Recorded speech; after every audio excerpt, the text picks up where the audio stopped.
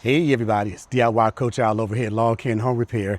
And guys, I want to show you the results of my lawn renovation. This is just the front lawn. I'm not ready to reveal that back lawn just yet. And as you can see, it's been 14, 15 days now. I'm starting to lose track, but what you can see is seed germination. It's actually really good where it germinated, but I had an issue over here that I needed to address.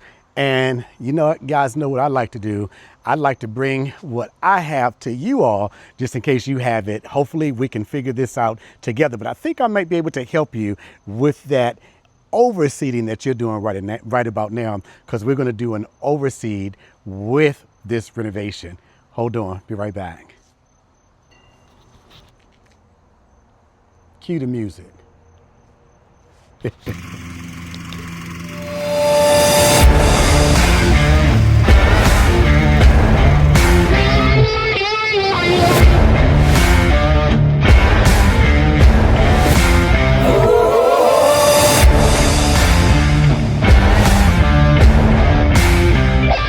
Alrighty guys, so this here is a basic lawn tiller. You can get this at any big box store. I got this on Amazon. Not sure of the name. Comfort Gel. You guys usually see this referred to as a garden weasel. The garden weasel is not a tool. It's just the name of the company that makes this tiller. So what I need to do is do a little bit of overseeding with this lawn renovation. Now, an interesting thing I found out, I'm not sure, I did look it up on, use AI to check this out about triion. We know that it's a good pre and post emergent. It's the one herbicide that you can use unless there's something else out there. You guys give me some feedback and let me know. But it's the one herbicide out there that you can absolutely use to, let me turn this camera up some, use to do your pre-emergent with your seeding when you are doing your lawn application. Now, what I'm finding out, this is now the second time that I've used the miso when I'm doing an overseeding. It's the first time I've actually done a renovation, but it's like the third or fourth time that I've done an overseeding. And what I realized is that each time I use the miso triion, it tends to stunt the growth of the grass. And the grass seed germinated. Remember, on this side, I have the GCI turf type tall fescue. Then over here, I have the night shift over at Lawn Life. They both germinated rather quickly, and they came up at the same time. You guys look at my last video and you'll see that the miso turned the grass white and red and purple and a whole lot of colors on the rainbow. But I did notice at some point that the grass, it seemed like it was stunted. Now all of a sudden it's just really growing after about 2 weeks, which is usually the short end of the rate that you would apply miso triion if you were going to use it as a post emergent for established grass seed. Make sure when you are doing an overseed or you're doing a lawn renovation, do not use miso triion on grass that's just germinated, seed that's just germinated and grass is coming up, because it will definitely injure tall fescue grass, and I believe perennial rye. So you use it as a post-emergent when you have an established lawn. It's interesting because you can use it at seeding and you can use it once the grass has established roots. But if in fact, good roots. But if you use it before your grass has established roots, it can actually damage the grass. But I'm thinking that miso triion actually does stunt the grass. You guys give me some feedback and let me know. Now, I don't think it had anything to do with these spots in my lawn that did not germinate. Now, where you see that dirt, I actually used my tiller to go through to break up the soil again, because I am going to be putting some more seed down there. And instead of using my sprinkler system at a high rate, I think I'm going to actually do some hand watering, because what I believe happened, I believe this was a mistake on my part. You're really only supposed to keep your new grass seed moist. You don't have to soak it. I would put my sprinkler system on for 15 minutes, 4 or 5 times a day. And outside of having a big water bill as a result of that, I think I may have inadvertently washed some of that seed away. And my yard is on a slope, it goes down like that.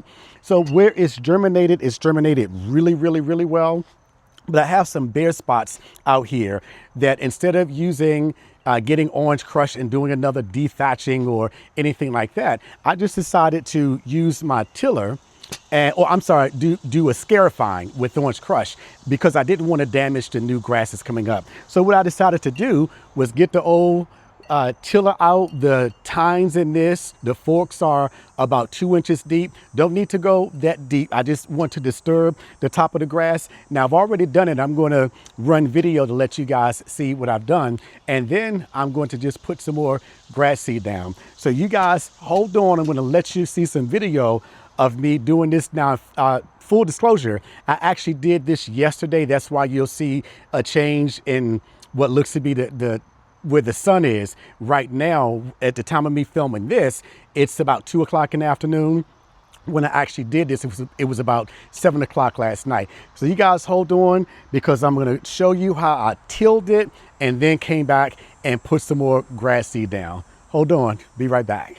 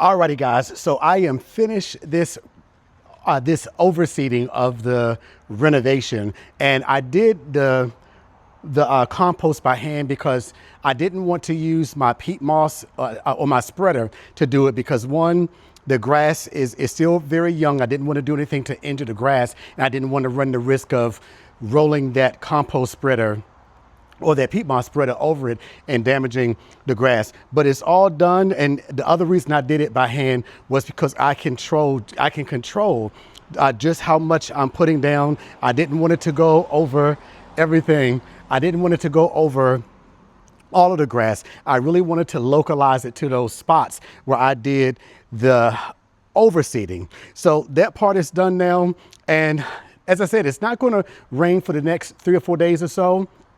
7 days, I believe, is what I saw. So what we want to do is to make sure that the seed gets established, that taproot gets in, we get a little bit of growth. Once the seed hits that taproot and those roots start to go down, then it's better able to withstand rain and wind and things like that. The other benefit of doing an overseeding versus a renovation. Typically when you renovate, you're wiping out everything in your yard, but with the overseeding, you're actually putting seed down where there's already grass, and those grass stalks really provide a barrier against the washout by the water and against by wind. And even if you have birds and things like that, it's going to hide that seed. So I'm not going to bring the roller out to do anything with the roller, the juggernaut, because I don't need to roll the seed in. That was the reason for the tilling. We got the seed tilled into the lawn. As long as we have seed to soil contact, that's what's important. So guys, we are finished this part of it. I think I already showed video. If not, I'll show video again of the grass that's already grown. It's already, this grass is so dark. I know it's supposed to get darker as it grows and as we cut it, and that we're not going to really see the benefit of it until probably next spring. But I have to say, I am not ready to say which one I think is darkest yet definitively, but it does look like that Lawn Life is a little darker. My wife has already said she thinks that the Lawn Life is darker.